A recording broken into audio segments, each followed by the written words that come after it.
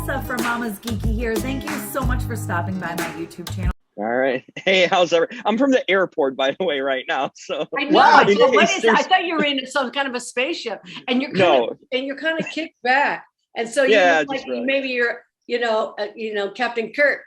You're sitting there at the far from it. Far from it. It's crazy because I grew up on the cartoon, and now I'm an adult. I could technically have kids and they could be watching it. I don't though.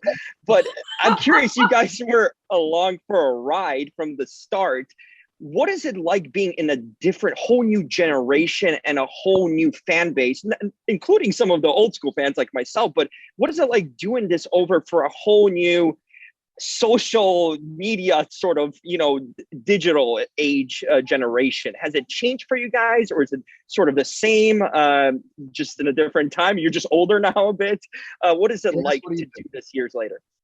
Well, Jess is older. I'm not really, but we have kept in touch with the newer generation of fan at various Comic-Cons and events and performances, and fans bring their children who are also fans, or are just being introduced to the show. So we're able to meet them and get along with them, and take them with our fantastic powers. But we're not strangers to the new fans. So no, the thing that's nice about it, man, is that what you liked about it back then was that at its heart, Animaniacs is a subversive satire about popular culture and political events disguised as a musical kids show. And it was that then, and it's that now, right? It's the same basic principles, except to tell you the truth, we have more stuff to make fun of now than we did then, man. Think about how much more ridiculous things have gotten in the world at large since the 90s. So there's no better time, because we're just doing what we always did. We just got a bigger field of topics to choose from. Great. Thanks, Jim. You're not evil. Works for me. Tessa, go ahead. Hey guys, thanks for the time today. Seriously, I grew up on the show. I have kids who I always but introduced them to Animaniacs when, like, the older ones, and then when it was coming back. So they were just as excited as I was when we talked about, I was like, there's gonna be new Animaniacs. This is amazing. It's just, it's always held a place in my heart. So, but what I want to know is, Gabe, my 8-year-old really wanted to know that if you have any decision making, why was Buttons not brought back? That was like her favorite. So she wants to know. Oh, really? A Buttons fan? Well, I mean, plain and simple, we wanted to bring a bunch of new characters to the show and really highlight the characters that are the core of the show. Like, we call those the actual, the Warner Brothers and Pinky and the Brain, are really the center of the show, and wanted to really push them forward. And then, the original show, that was that's what they did with the original show too. They had writers. Those writers came up with those characters, and our writers are going to come up with their own characters. So that's kind of our approach for it. So again. Well, thank you. I'm sure she'll be very pleased with that answer. But today is Mindy and Buttons. Speaking of Mindy and Buttons, today is Nancy Cartwright's birthday. Mindy. Oh, it is? On social media, she'll love that. Yeah. And say, I love you, bye-bye. She'll like that. She's been on the show, though, too. So it's yeah, that's true. See, everything comes around, man.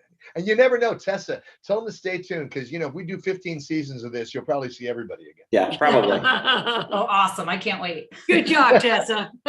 Tessa. All right, Michael, go ahead. Michael Lee, hi. Hello. Hi, Michael. Hi. So I guess this question will be directed mostly at Jess, since it does involve Hair? Wakko, hair, right. and Wakko. But anybody feel free to jump in. But Jess, given that you and your co-stars have so many voices in your arsenal, I would imagine that way back in the day, you had a lot of options when it came to deciding how Wakko would sound. So do you remember any of the conversations from back then regarding possible voices, and how did the decision come about to give him a distinctly different accent than Yakko and Dot? You phrased that so eloquently. I was just enjoying I know. I thought that's a beautiful story. Yeah, really well done. No, the cool thing about it, man, and I'll tell you, Michael, it's like I like to encourage kids as much as I can. One of the things that I say to them is it's cool to think outside the box sometimes and do something that other people might not be doing. My first audition for Wakko was just a crazy, cartoony, Wakko kind of voice, like what you'd expect. I don't have any idea what I did, but I went in for the callback, and Andrea Romano, who was our fantastic voice director on the original run of the show, said, "I know you do impressions. Why don't we try some impressions?" And the first one we did was Elvis, which could have been very embarrassing, because if Elvis had a potty emergency, man, that'd be a whole different story. It wouldn't be funny. You know what I'm saying? You probably Think did. about it, the way things turned out. So then they said, well, why don't you do it like the Beatles?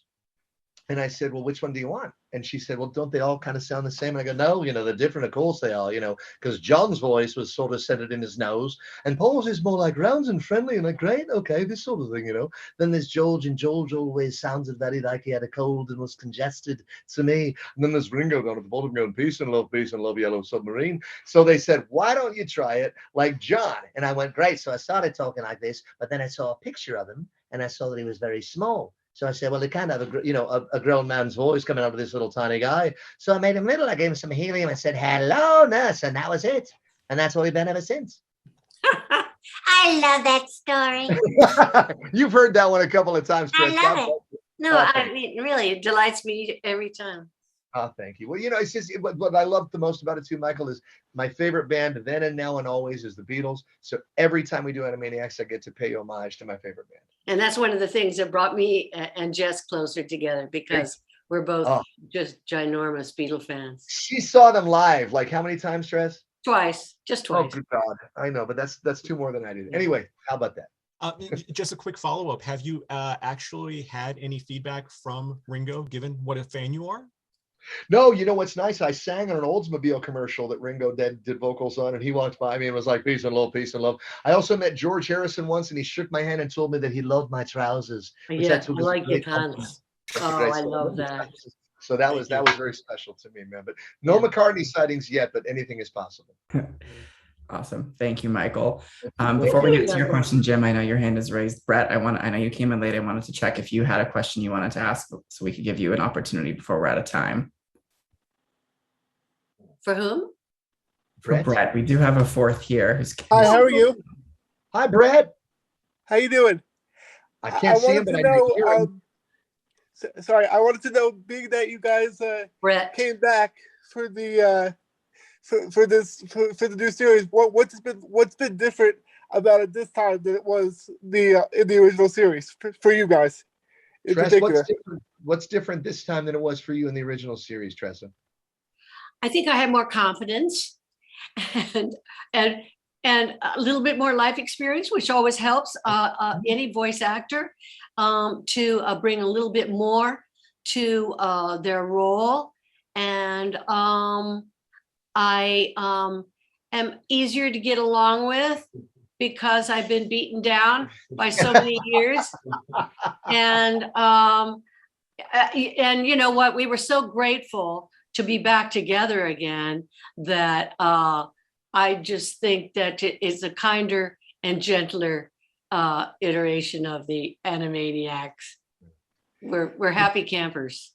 The nice thing, Brett, is we tried to take back in the able hands of Gabe Swarr and Wellesley Wild and the team behind the show. We tried to bring back everything that you loved and just translate it into today as opposed to the 90s. And hopefully we did that.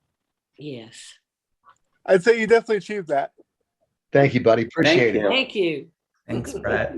Okay, we are 1 minute. So Jim, your hand was up. Unfortunately, that's gonna be the last question we're gonna be able to have time for today. Go ahead. Just a hypothetical here. Ironhide and Wakko crossover. Just did you ever think about that, or what would happen potentially in your mind if you ever envisioned that crossover?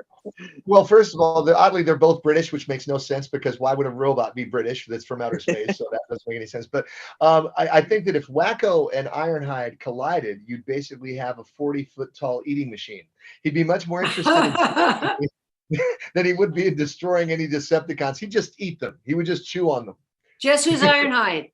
Ironhide's my Transformer good guy. I mean, a Transformer good okay. guy and a Transformer bad guy. Ironhide is this very low, British sort of, we'll save the world optimist. He's that guy. So he's sort of like, Wakko's spirit animal if Wakko was a 40-foot tall homicidal robot, I guess. I see. I love that. Thanks for the question, man. That was a weird one. That likes snacks. Yeah, Awesome. I love snacks. Well, we are at time. Thank you all so much for joining us today. Have a Bye, great Tessa. afternoon. Bye, Michael. Thank Bye, you. Thanks, Judy. guys. Thank Thank you you. Bye, guys. Brett. Take It was care. awesome.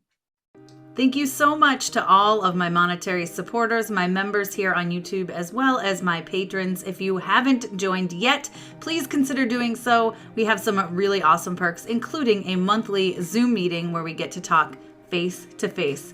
Thank you again to everyone who supports me.